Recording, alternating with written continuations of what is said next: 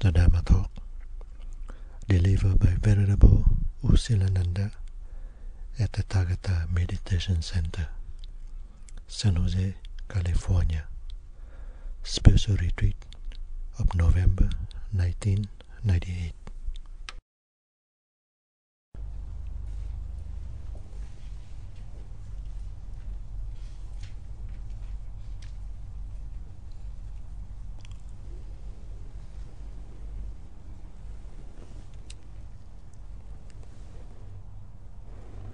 So, Venerable Sariputta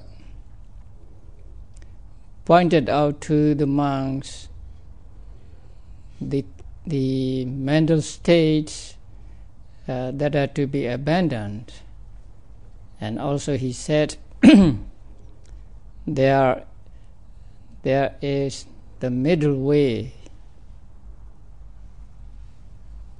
that gives vision and so on.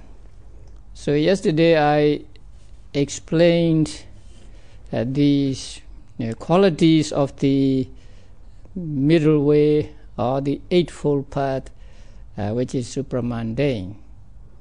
So today I will explain these qualities in relation to the mundane Eightfold Path, or the preliminary Eightfold Path. The Noble Eightfold Path is the group of 8 mental states that arise at the moment of enlightenment, or at the moment of the arising of path consciousness. But in order for that path consciousness to arise, one has to practice the Eightfold Path, which is preliminary to the path consciousness. And that Eightfold Path, which is preliminary, is the practice of Satipatthana or Vipassana meditation. These qualities that are described of the Noble Eightfold Path can be applied to the preliminary Eightfold Path also. It gives vision. That means it gives seeing. It gives extraordinary seeing, not ordinary seeing. And the second is it gives knowledge. These two mean the same thing. And then the fourth is it gives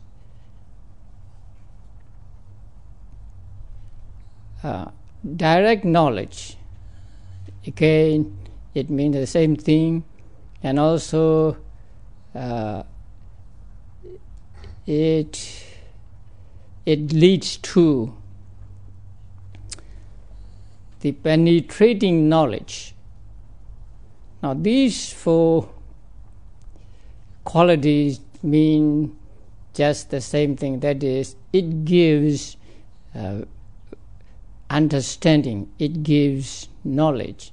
It gives knowledge which can be gained only through the practice of vipassana. Yogi practices vipassana meditation when he tries to be mindful of the objects, or when he make notes of the object.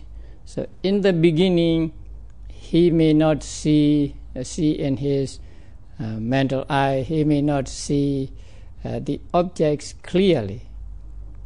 But as his practice goes on, and when his concentration becomes strong, then he will be able to see the objects clearly and distinctly.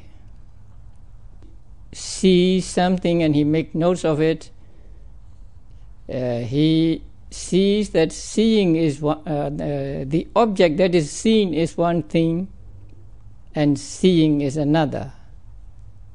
And the mindfulness of seeing is still another. So he sees these two things clearly. He hears something and makes notes as hearing. He sees that the noise or sound he hears is one thing, and the hearing is another, and the mindfulness of hearing is still another.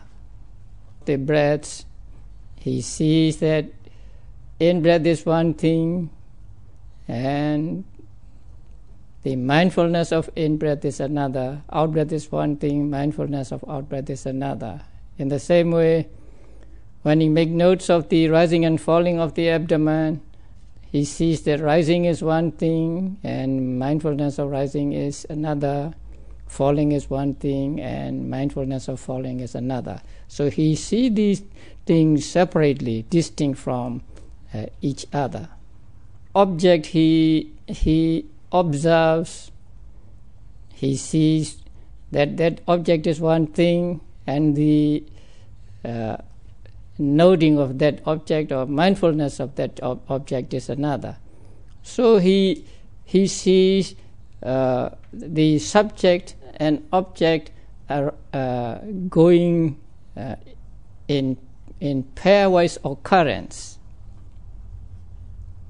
He makes notes of the rising and falling of the abdomen. He sees that rising has no cognitive power. Rising does not know anything, but the mind knows the rising.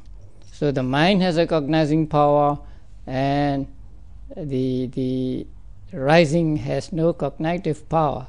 This also he comes to see when he pays close attention to the rising and falling of the abdomen. Is that mind is something that takes the object, that goes to the object, or that inclines towards the object. And the matter is something that does not know anything. And noting mind in this way, he is said to gain the knowledge of discerning mind and matter. That means he is now able to see mind and matter clearly, one distinct from the other. It is because he pays attention to the objects, or he practices vipassana meditation. Before he practiced vipassana meditation, he was not able to see mind and matter this clearly, or he did not see that this is mind or this is matter.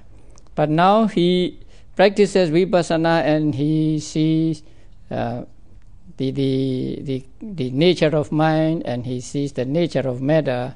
And so this seeing or this understanding he gains through the practice of vipassana meditation. And so vipassana meditation is said to give seeing or vision to the practitioner. Seeing is not an ordinary seeing. Only those who practice meditation can see mind and matter this much clearly. So this is an extraordinary knowledge a yogi gains through practice of vipassana meditation. Stop there. So as he goes on, he will come to see that because there is something to be noted, there is the noting. Because there is a breath, there is the mindfulness of breath. Because there is the rising and falling, there is the noting of or mindfulness of rising and falling. He also knows that because there is the intention, say, to stretch, there is stretching. Because there is intention to bend, there is bending, and so on. Comes to see the conditionality of things. He sees that everything arises dependent upon some conditions, and nothing arises without conditions. So he clearly sees for himself, not through thinking or not through logic, but through direct experience, that all things are conditioned. Another extraordinary understanding he gains from the practice of vipassana meditation.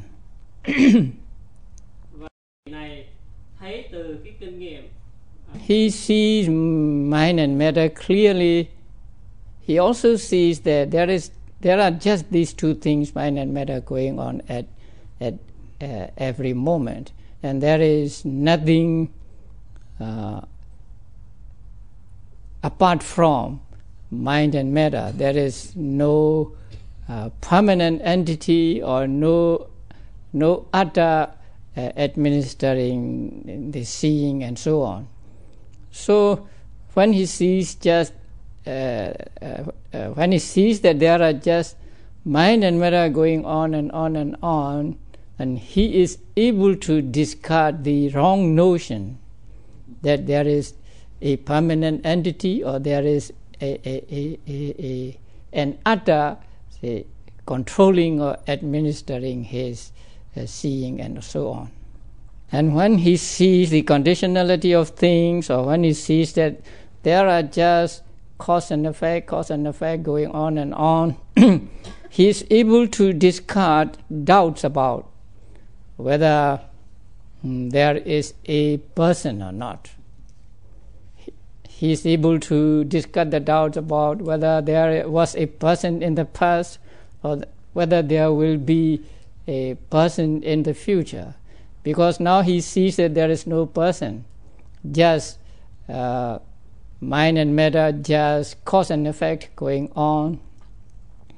And so he had no doubt about there being no person or no individual, just the mind and matter are just cause and effect, arising and disappearing, arising and disappearing. He goes along, he will also see the objects arising and disappearing. Whatever object he puts his mind on, that object, he knows that that object arises and then it disappears. So when he sees objects arising and disappearing, he is convinced of the one common characteristic of all conditioned phenomena, that is impermanence. So when he sees objects as coming and going, arising and disappearing, he knows that these objects are impermanent. He also sees the dukkha nature of things. Now here dukkha nature means being oppressed by arising and disappearing. Not painfulness or not suffering, but being oppressed by, being bombarded by arising and disappearing. That is what we should understand as suffering. And when he sees objects as impermanent and suffering, he also sees that they just arise and disappear. He has no control over them. He cannot make the impermanent permanent.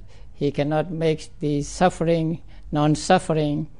So he sees this anatta nature of things also when he sees the other two characteristics. Objects he is observing as impermanent, suffering and non-soul, he is able to see by inference that the objects in the past must also be impermanent and so on, and the objects in the future must also be impermanent and so on. So he sees the impermanent suffering and non-soul nature of things of the present and of the past and of the future. And this seeing or this understanding, it's very precious to him. This understanding he gets only through the practice of vipassana meditation. He cannot get this kind of understanding just by reading a book or just by listening to a talk. He gets this extraordinary knowledge of mind and matter only through the practice of Eightfold Path or practice of vipassana meditation. So said that it leads to the cessation of mental defilements. The practice of vipassana leads to the cessation of mental defilements. Now, the other day I told you about latency of mental defilements in objects. And I also told you that vipassana can avoid latency of mental defilements in objects. That is actually the power of vipassana to abandon the mental defilements. But that abandonment is not final, it is momentary abandonment. Let us say a yogi make notes of a beautiful object. Since he is making notes, or since he is applying mindfulness, he is able to prevent attachment from arising regarding that object. That is, he is able to abandon the mental defilement regarding that object by practice of mindfulness or vipassana meditation. And the last quality given is it leads to nibbana. That means it leads to total cessation of aggregates. Now, when a yogi is able to avoid mental defilements from arising regarding an object, he is able to prevent karma from arising, because karma depends on the mental defilements. So when karma is avoided, its results that would arise in the future are also said to be avoided. So by not letting mental defilements arise with regard to an object, a yogi is virtually abandoning the aggregates that would arise in the future. So that is what we call nibbana for a yogi. It is not a real nibbana, but it is like a nibbana to him, because he is able to achieve non-arising of aggregates in the future.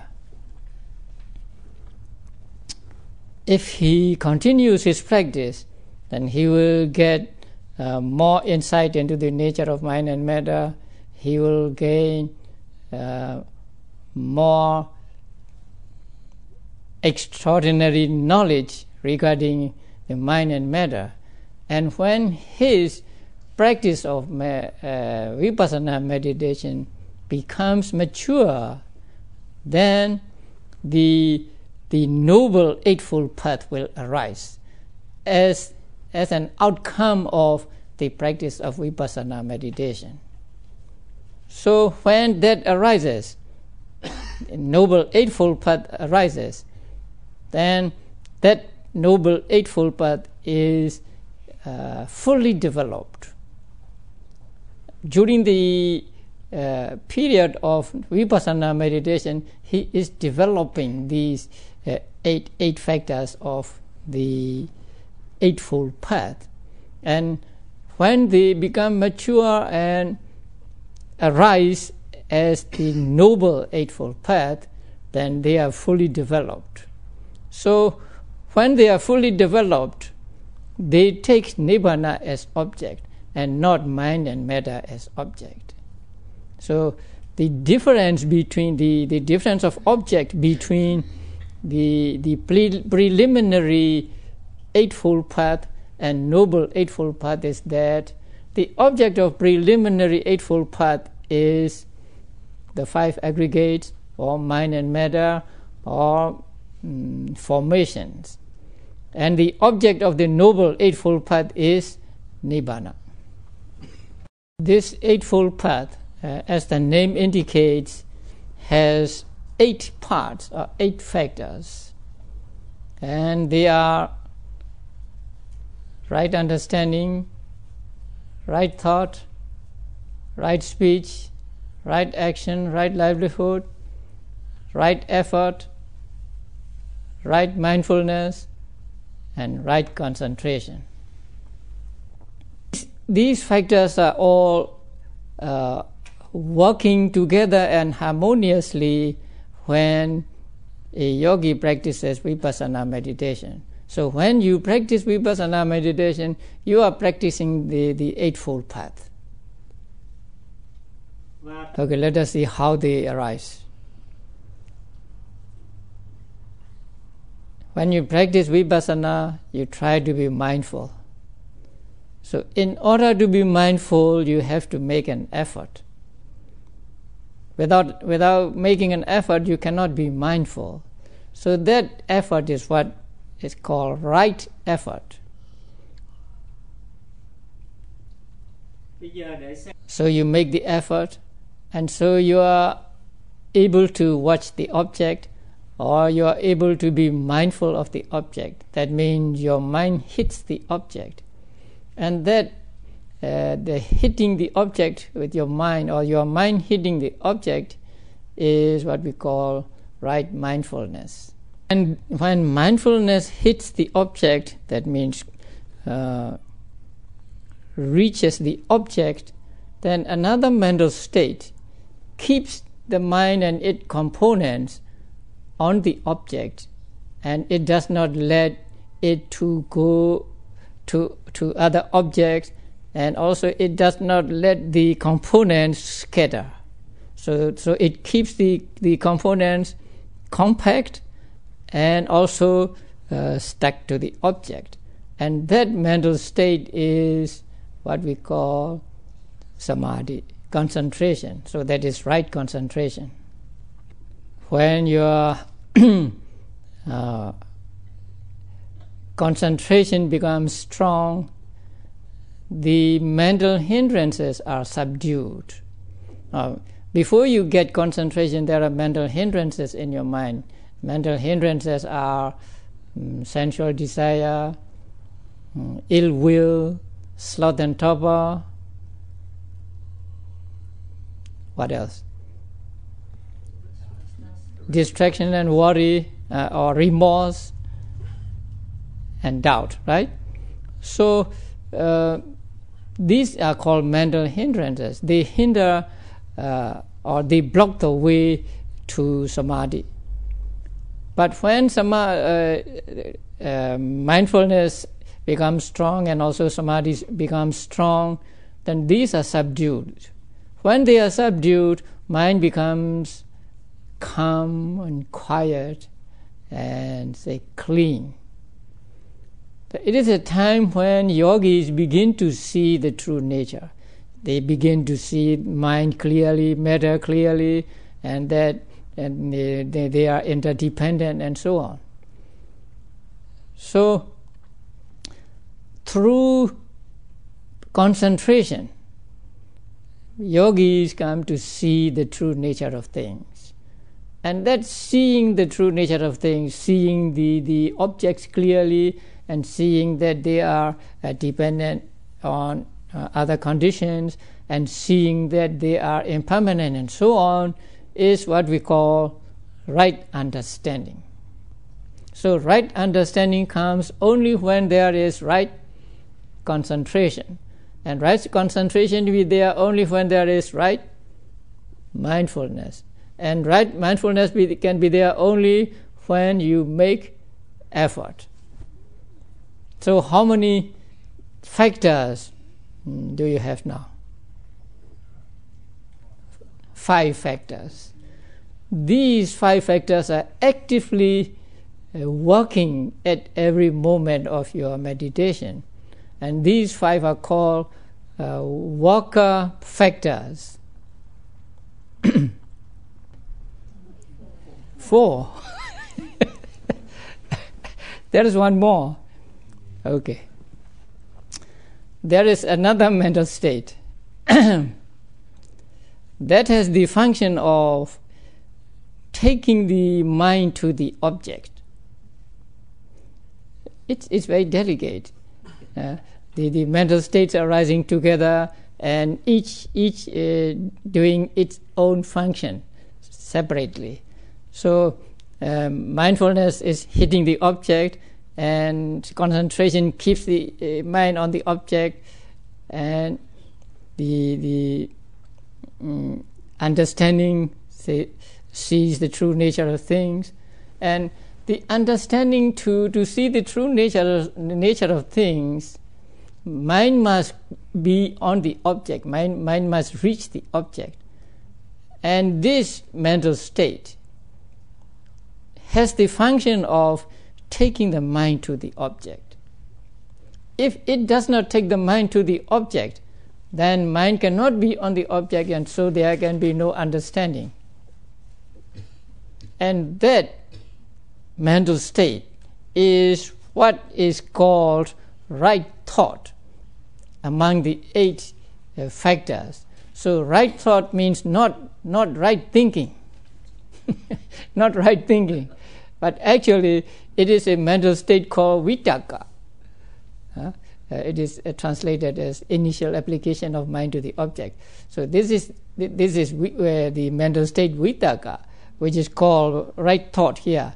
And this mental state has a function of taking the mind to the object.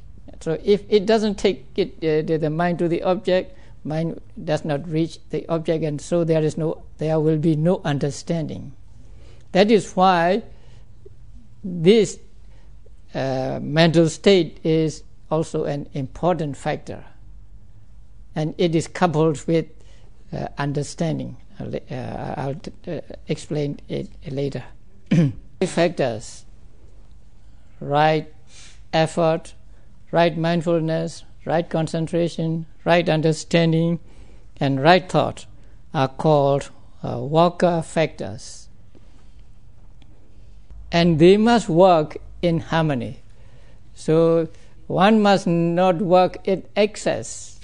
So if any one of is in excess, then your meditation goes out of order.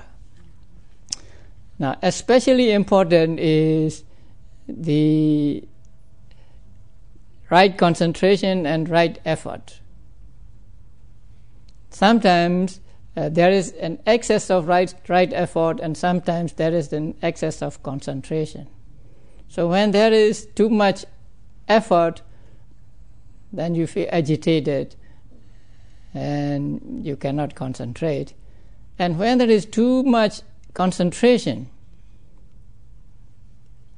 your right effort, the level of your right effort goes down.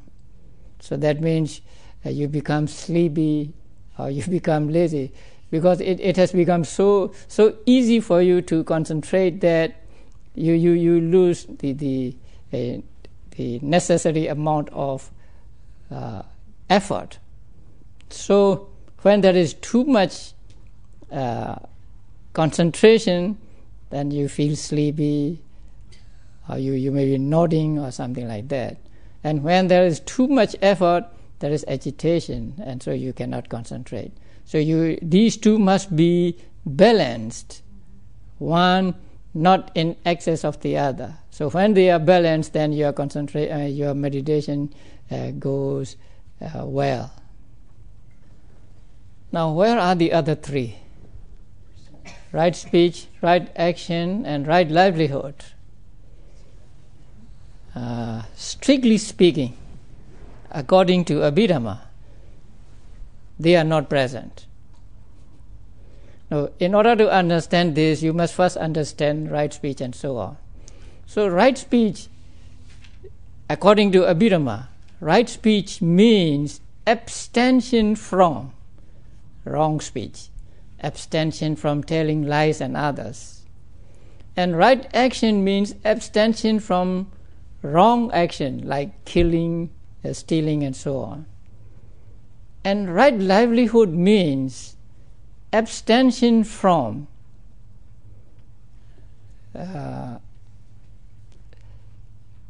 wrongdoings by body or by speech which are your livelihood. So a right livelihood right livelihood is abstention from the same 7 misconducts, 4 by speech and 3 by body. So the right livelihood is abstention from the same 7 misconducts. But the difference is, if that misconduct is not your livelihood, then it is either right speech or right action. But if that one of that misconduct is your livelihood, then abstention from that misconduct is called right livelihood. For example, you are a fisherman, then you abstain from killing fish. So when you abstain from killing fish, you practice right livelihood. But another person who is not a fisherman, maybe he goes fishing once in a while, and then he refrains from killing fish. So when he refrains from killing fish, he is practicing right action, not right livelihood. So that is the difference. If there is something you refrain from is your livelihood, and that is right livelihood. If it is not your livelihood, but you abstain from it, then it is either right speech or right action.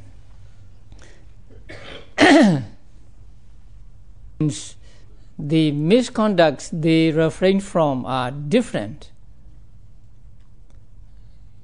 These 3 cannot arise at the same time. They arise one at a time, and they arise only when you refrain from bodily misconduct or verbal misconduct or from your livelihood. If you are not refraining from these misconducts, they do not arise in your mind. Suppose you have an occasion to kill a being, and you abstain from killing that being.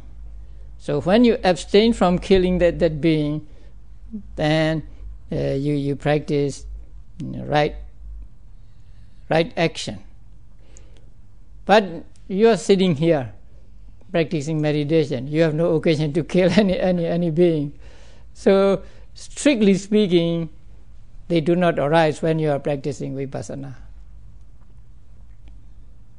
But those who practice vipassana meditation has to purify their sila or moral conduct before they practice vipassana. That is why I have you take precepts every day.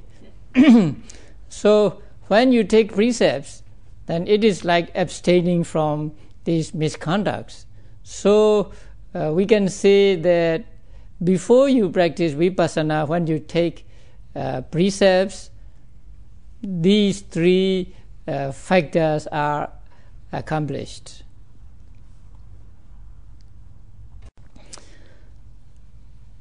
So actually you are practicing only five factors.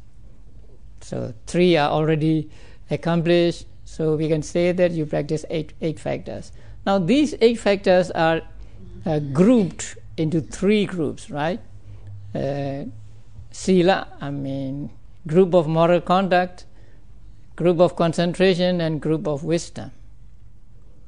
So the 3 just mentioned belong to what group?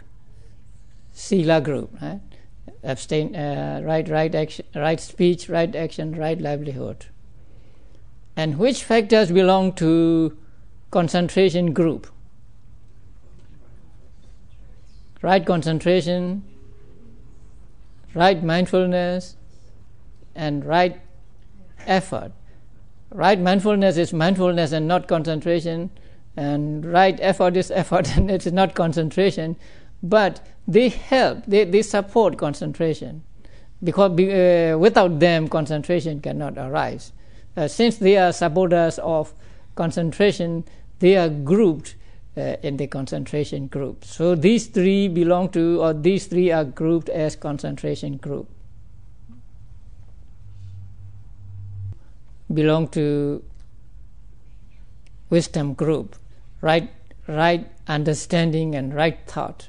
So right thought is not wisdom, not understanding, but it helps right understanding to arise, and so it is grouped together with understanding.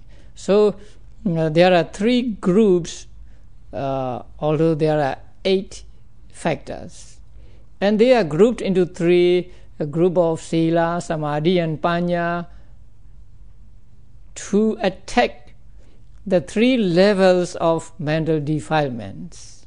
Now you know the 3 levels of mental defilements. What is the uppermost level? You do something, right? Transgression level, and then lower level, arising level, and latent level, the deepest level. So in order to attack the transgression level, the 3 factors of Sila are given. So by practicing Sila, by taking precepts and keeping them, you can avoid transgressing. And in order to deal with the second level, the arising level, the concentration factors are given. So when you are mindful, when you make effort, and when you are mindful, and when your mind is concentrated, then mental defilements don't arise. So they can deal with the arising of, or they can prevent the arising of mental defilements. But they can prevent just the arising of mental defilements for some time, not permanent. When there are conditions, the mental defilements will arise again. So in order to destroy the mental defilements once and for all, the group of wisdom, 2 factors are given. So these 2 factors are to deal with the deepest level of mental defilement, that is latent level.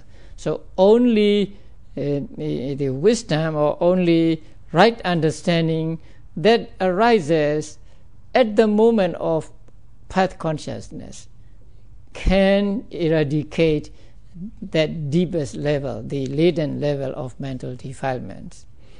So vipassana cannot do that. Vipassana can deal with them just momentarily. So vipassana is called momentary abandoning. Said in the Dhammapada that this eightfold path is the only way, and there is no other way for the purification of visions. That means for the purification of knowledge. That means for enlightenment. So in the Mahasatipatthana Sutta, Buddha said this is the only way. But in Dhammappada, Buddha said this is the only way and there is no other. So Buddha is very emphatic in the Dhammappada. So, and also Buddha declared to the ascetic Subhadda, who came to him when he was on his deathbed, just a few hours away from death. So Buddha declared to that ascetic that the Eightfold Path is found in his teachings only. They are not found in the teachings of other religious teachers. And that is why there can be those who have eradicated mental defilements in the dispensation of Buddha only. Honorable Sariputta encouraged the monks to practice 3 kinds of seclusion following the example of the Buddha, and also to abandon the unwholesome mental states.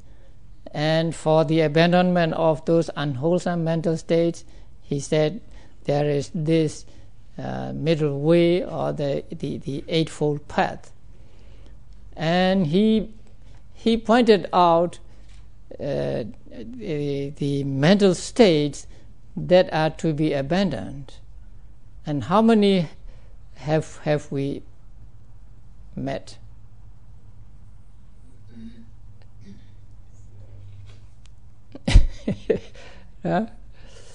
Only 2, right?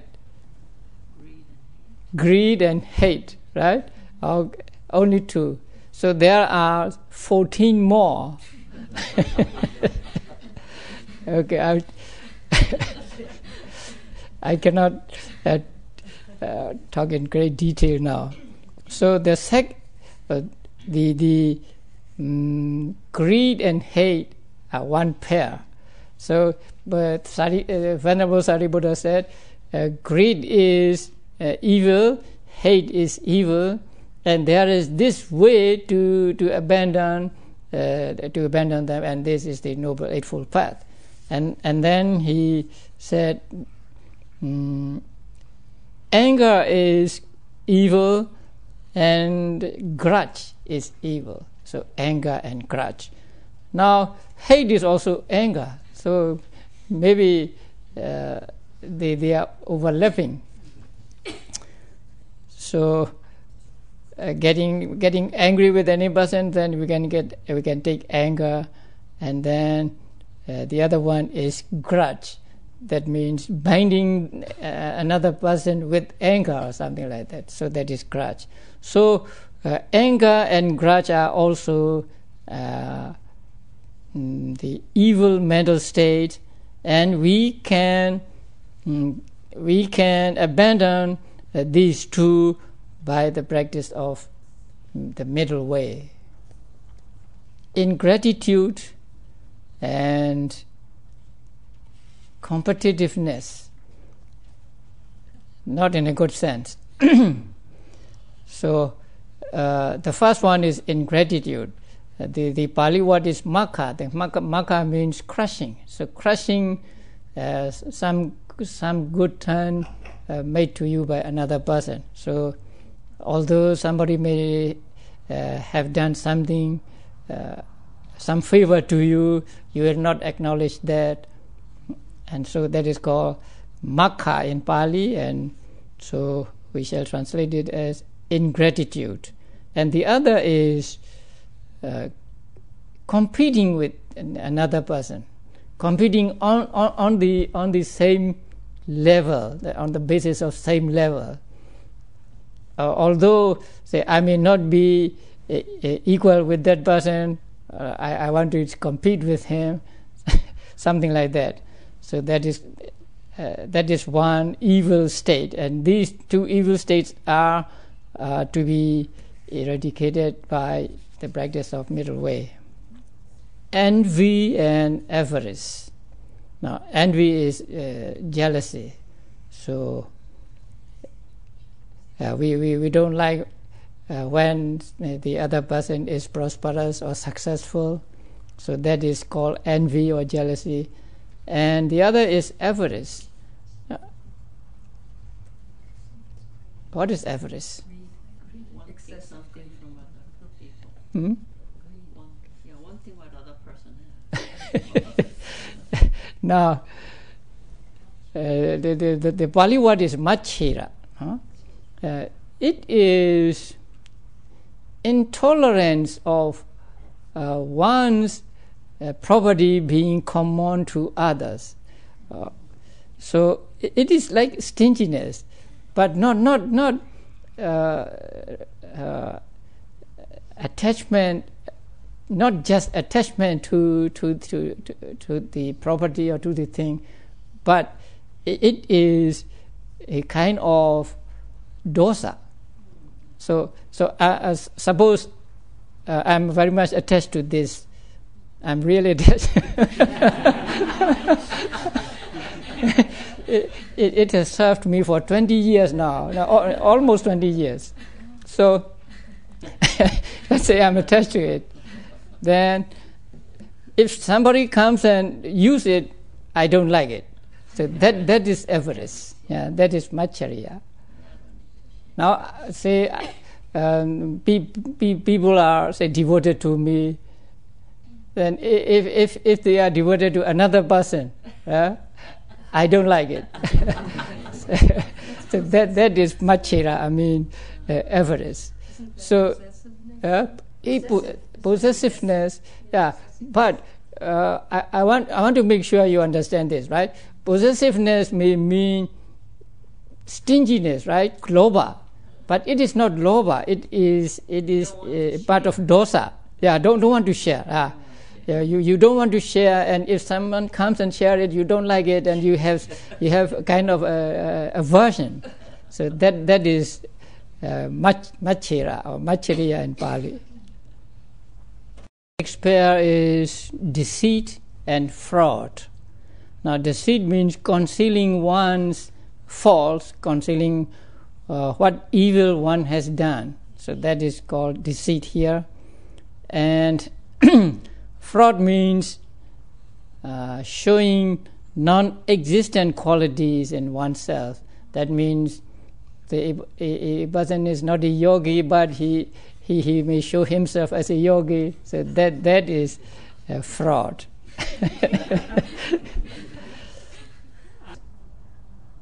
Pretense? Something like that, huh? Okay. So they can be eradicated by the practice of middle way. Now the next pair is obstinacy, and it's translated as presumption. But that is also very difficult. Now obstinacy is understandable, right? The stubbornness. What to call? Being hard. So, and the other thing is there may be an English word, I cannot find it. That is doing something in excess. Suppose, say, over exertion. Is it translation? No. Presumption? Yes, presumption. Assuming something that Than others. So suppose you walk 1 mile, I will walk 2 miles, something like that. So doing in excess of others, in competition with that person. So that is what is meant here.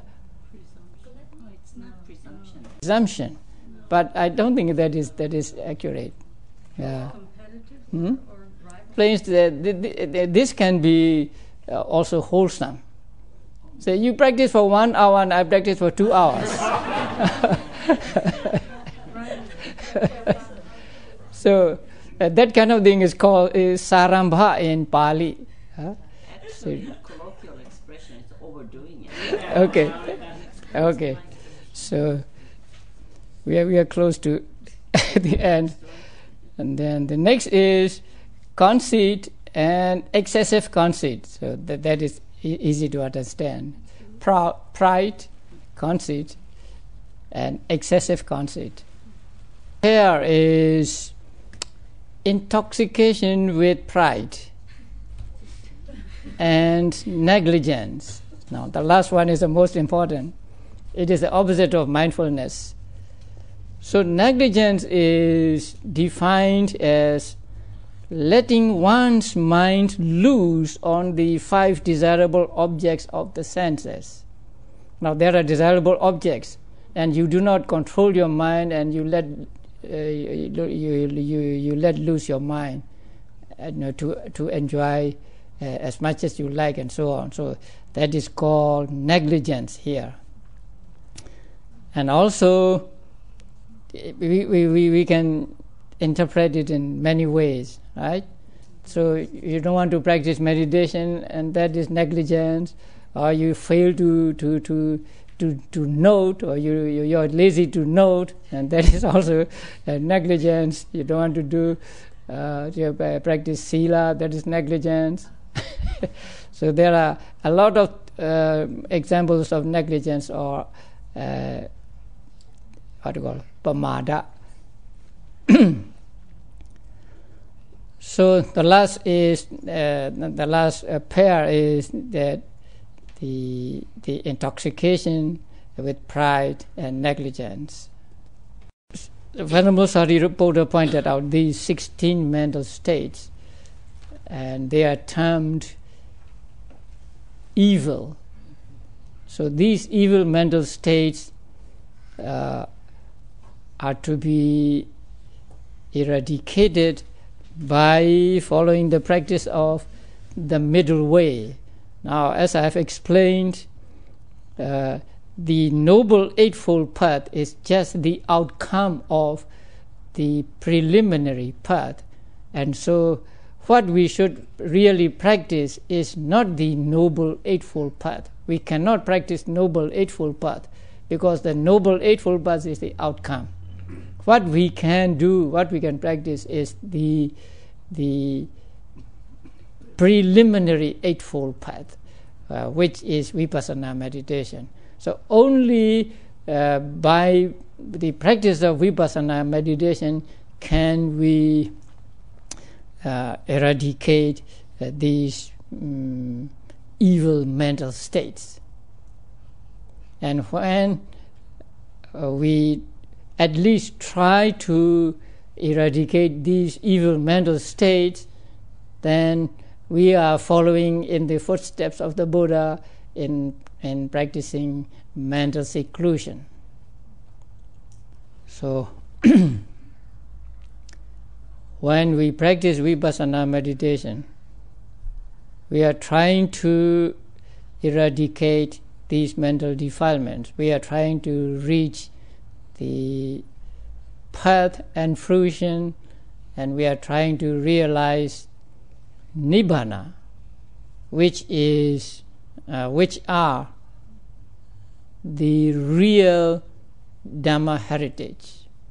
So when we practice vipassana meditation, we are taking the Dhamma heritage, not the real Dhamma heritage, but we are trying to making effort to take the Buddha's Dhamma heritage. And so this is the only way by which we can take the real Dhamma heritage of the Buddha. So following the advice of the Buddha and following the teachings of the Venerable Sariputta,